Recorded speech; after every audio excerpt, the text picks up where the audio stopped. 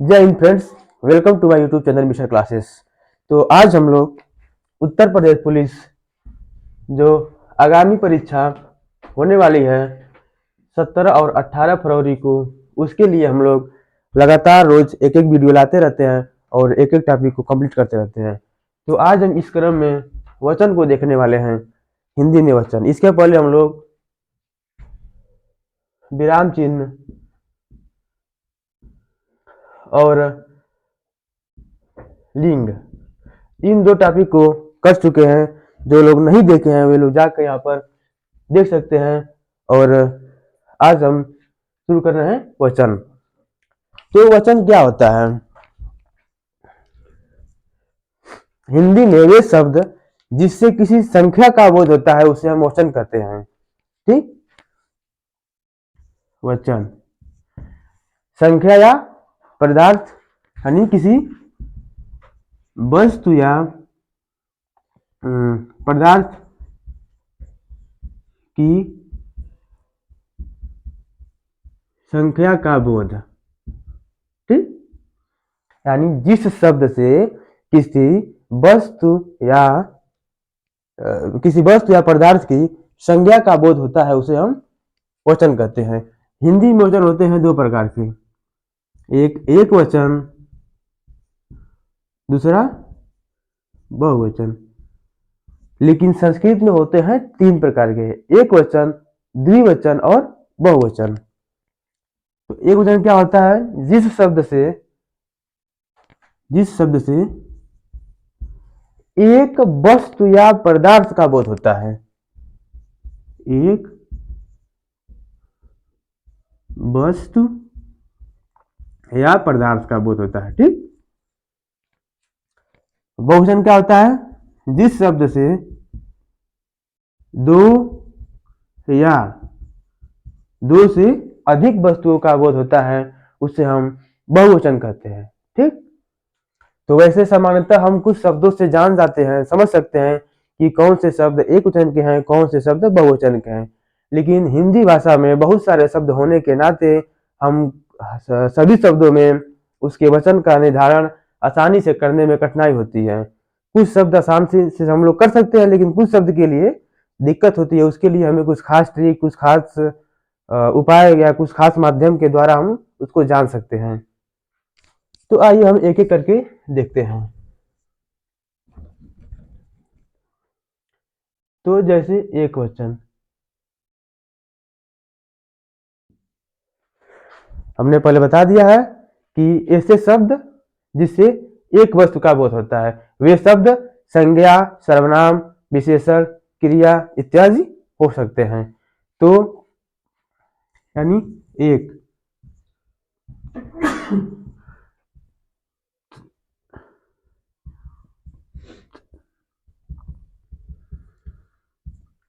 एक वस्तु या पदार्थ का बोध कराने वाले शब्द को हम एक वचन कहते हैं। इसमें क्या क्या हो सकते हैं?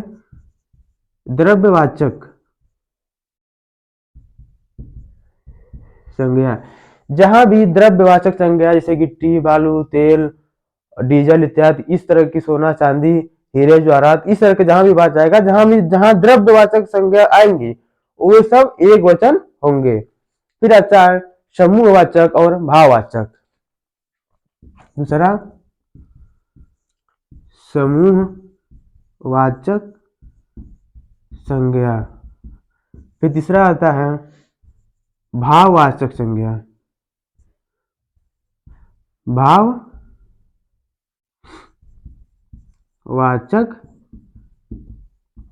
संज्ञा। तो इसमें क्या आएगा? सोना, चांदी, पानी इत्यादि हो गया द्रव्यवाचक संज्ञा। फिर समूह क्या आता है? भीड़, समूह, टोली। जैसे हम कहें कि यहाँ पर ढेर सारे बंदरों की टोली आई, तो बंदर तो बहुत सारे हैं लेकिन उसको हम किसमें निर्देश कर रहे हैं कि टोली में, तो टोली होगा एक वचन। ठीक, ये शब्द पूछ सकता है और यहाँ पर गलती होने के चांस बहुत ज्यादा होता है, क्योंकि वहां लिखा रहता है कि बहुत सारे बंदरों की टोली, ठीक। तो बहुत सारे बंदर समझ के हम लोग समझ जाते हैं कि बहुवचन होगा, लेकिन नहीं होता है। टोली, समूह, भीड़, ये सब एक वचन के शब्द होते हैं।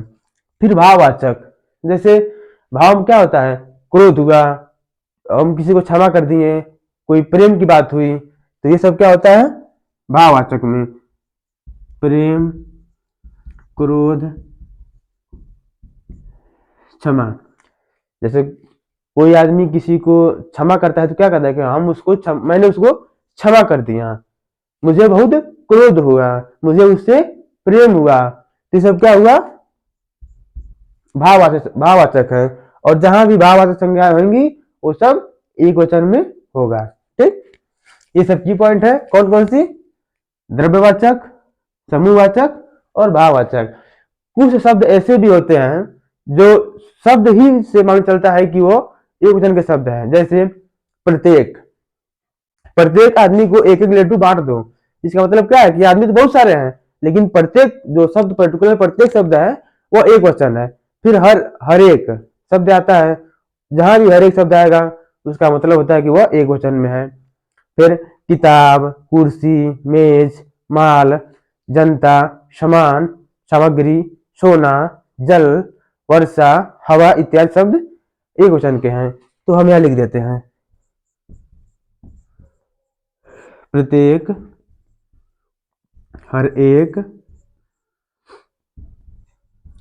माल, जनता, कुर्सी, वर्षा, प्रेम, क्रोध, क्या होगा हर एक, ठीक। फिर किताब, कुर्सी, किताब, कुर्सी, मेज, सामान, सामग्री, सामान, सामग्री, ठीक। तो ये पूरा, और वर्षा हो गया, वर्षा हो गया, हवा भी ले लेते हैं। तो ये शब्द, ये जो भी शब्द है ये सब एक वचन के रूप हैं। और ये जो हम जो भी एग्जाम्पल लिखे हैं ये किसी न किसी एग्जाम में आया हुआ है और यह बहुत इंपॉर्टेंट है। और किसी भी एग्जाम में प्रश्न बनता है तो इन्हीं सब एग्जाम्पलों से लेकर ही बनता है। यह एग्जाम्पल बहुत इंपॉर्टेंट है, इसमें लगता है कि ये बहुवचन के शब्द है, लेकिन ऐसा नहीं है, ये शब्द एक वचन के शब्द हैं। इसको आप लोग नोट कर सकते हैं, बहुत इंपॉर्टेंट है, ठीक। तो एक बार फिर हम दोहरा देते हैं कि जिस शब्द से एक वस्तु या पदार्थ का बोध होता है उसे हम एक वचन कहते हैं। विभिन्न विभिन्न इसके रूप हैं, जैसे द्रव्यवाचक संज्ञाएं एक वचन होती हैं, समूहवाचक संज्ञा एक वचन होता है, भाववाचक संज्ञा एक वचन होता है।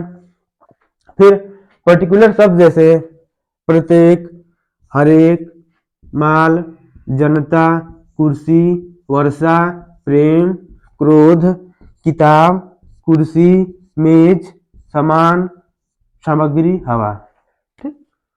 अब एक वचन पूरा हुआ, अब आते हैं हम बहुवचन पर। जिस शब्द से दो या दो से अधिक वस्तुओं का बोध होता है उसे हम बहुवचन कहते हैं। यानी दो या दो से प्लस, प्लस मतलब कि अधिक।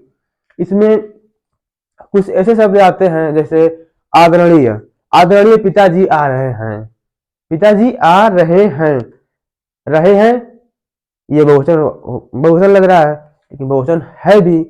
प्रधानमंत्री जी आ रहे हैं, माननीय प्रधानमंत्री जी आ रहे हैं। हम ये नहीं कहते कि माननीय प्रधानमंत्री जी आ रहा है, आ रहा होता तो एक वचन हो जाता, लेकिन आ रहे हैं ये शब्द है बहुवचन के, लेकिन पीएम तो एक ही होते हैं एक देश के, इसीलिए राष्ट्रपति जी आ रहे हैं। यानी जहां भी आदरणीय शब्द होगा वो हमेशा बहुवचन होगा। आदरणीय शब्द इसमें आता है गुरुजन वृंद, लेखक गण, शिक्षक गण इत्यादि शब्द, जैसे माननीय, लेखक गण वाला गण, कवि वृंद, ये वृंद। ठीक, तो जैसे पिताजी आ रहे हैं, तो पिताजी एक ही होते हैं, लेकिन सम्मान, उनका सम्मान लग गया कि आदरणीय पिताजी आ रहे हैं, तो इसका मतलब है कि पिताजी आदरणीय मतलब बहुवचन में आएगा। ठीक, फिर कुछ और शब्द जैसे प्राण हुआ, प्राण बहुवचन है। दर्शन हुआ, यह बहुवचन है। आंसू, होश, बाल, हस्ताक्षर, पिताजी, तुलसी जी। एक शब्द आता है अनेक, अनेक भी बहुवचन है। अनेक का बहुवचन अनेकों नहीं होता है, ये खुद ही बहुवचन है अनेक। ठीक, फिर समाचार, प्रजा, रोम। रोम मतलब कि ये जो शरीर में बाल होते हैं उसके रोम छिद्र को रोम कहते हैं। दही, पैसे, पाठक, सेवक, कमरा, घर, दाम, लोग, ये शब्द क्या होते हैं? बहुवचन। तो कौन कौन से होते हैं? देखिए, आदमी शब्द हो गया, फिर प्राण, बाल, हस्ताक्षर, पिताजी, तुलसी, तुलसी जी। क्या हुआ? प्राण, दर्शन, आंसू, बाल, होश। दर्शन, आंसू, बाल, बाल, होश। ठीक, हस्ताक्षर, अनेक, समाचार, अनेक, हस्ताक्षर, पाठक, समाचार, समाचार पत्र। ठीक, रूम, सेवक, कमरा, घर। रूम, सेवक, कमरा, कमरा, घर, दाम और इत्यादि शब्द। तो बहुवचन पहचानने के नियम, जहां दो या दो से अधिक शब्दों का बोध होता है उसे हम बहुवचन कहते हैं। बहुवचन पहचानने के कुछ नियम है, कुछ ट्रिक है, जिसको जानना अति आवश्यक है। इसको हम शब्द को देखकर ही जान जाएंगे कि वो शब्द एक वचन है या बहुवचन है। जैसे जहाँ प्राण की बात होगी वो हमेशा बहुवचन होगा, जहाँ बाल की बात होगी बाल बहुवचन होता है। हस्ताक्षर, जैसे हस्ताक्षर कर दिए गए, कर दिए गए, करता तो एक ही आदमी है लेकिन हस्ताक्षर कर दिए गए, इस तरह की बात होता है।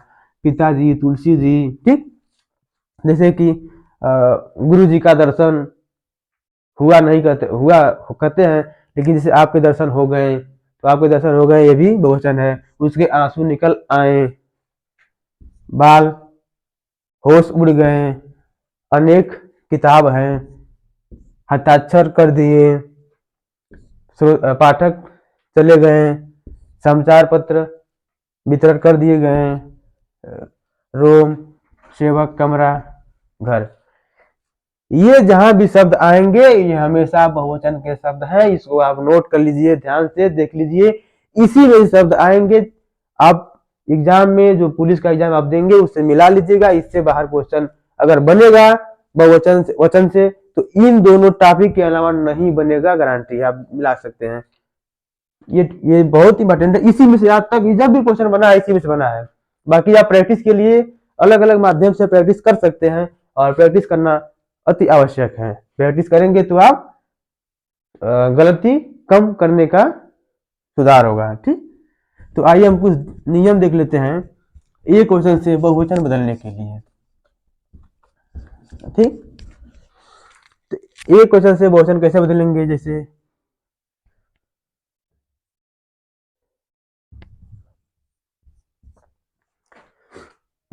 एक के प्रयोग से, यानी बहुवचन बदलने के लिए हम सबसे पहले शब्दों में प्रत्यय लगाते हैं।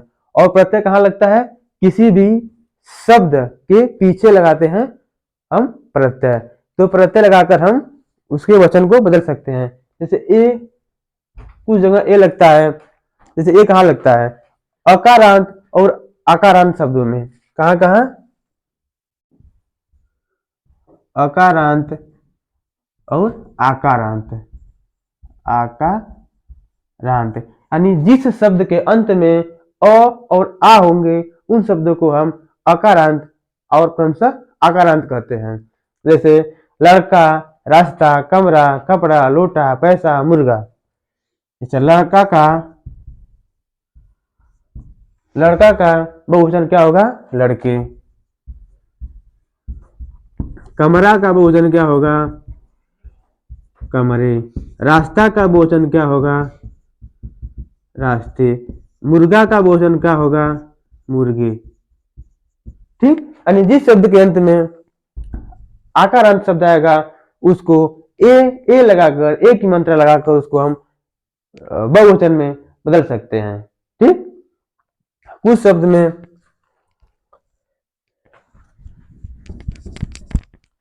में ये लगाते हैं श्रेणी ऊपर चंद्रकार बिंदु। इसको कहाँ लगाते हैं? आकारांत, उकारांत और औकारांत। कहाँ लगाते हैं? ऐसा प्रत्यय लगता है। ठीक, कहाँ कहाँ? आकारांत, फिर उकारांत,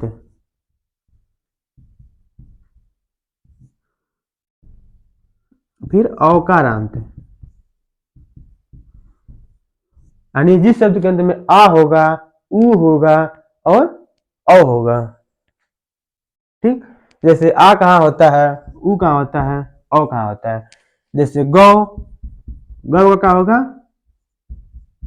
गौ ए। बहुवचन क्या होगा? गौ ए। बधु का क्या होगा?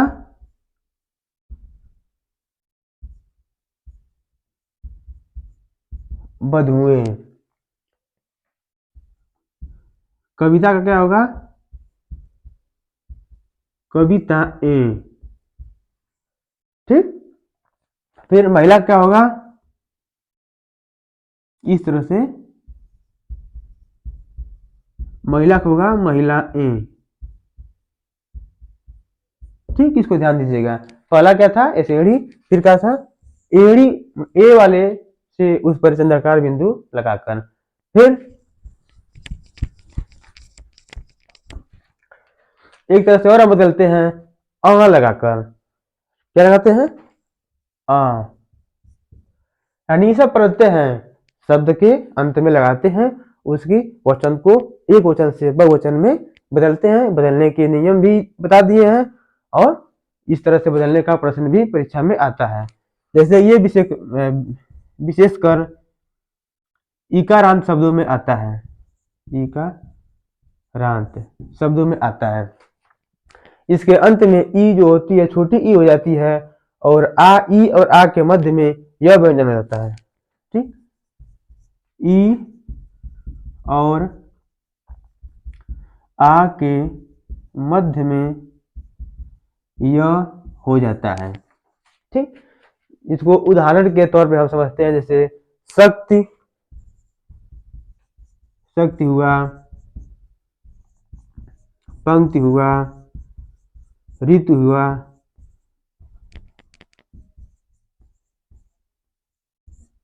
डिब्बी हुई। ठीक, फिर टोपी हुआ। ठीक, तो इसको हम कैसे बदलेंगे? तो शक्ति का क्या होगा? शक्तियां। यह आ क्या हो गया? या बदल गया। ठीक, पंक्ति के पंक्तियां, रीति का रीतियां, डिब्बी का डिब्बियां, टोपी का टोपियां। ठीक, ये मंत्र आगे से रहेगा टोपियां और डिबिया में आगे से रहेगा। ठीक, यानी इस तरह से बदलते हैं।